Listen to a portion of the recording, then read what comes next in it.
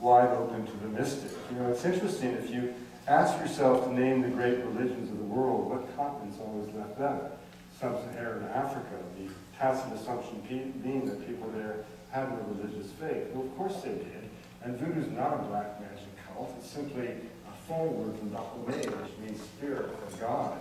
And in many ways, voodoo is a quintessentially democratic faith because the believer not only has direct access to the divine, he or she actually becomes the God through ritual practice. In fact, the essence of the voodoo faith is the idea that the living give birth to the dead become, in a sense, the expression of the spirits of the ancestors, and in time become part of a vast ancestral pool of energy, and out of that pool of energy emerge the archetypes, which are the spirits of the voodoo pantheon, which are seen as the multiple expressions of God.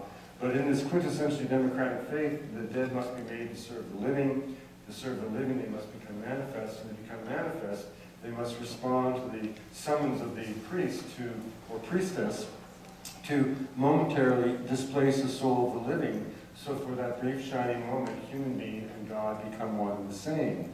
And that's why African people say, you white people go to church and speak about God, we dance in the temple and become God. And indeed, in my experience,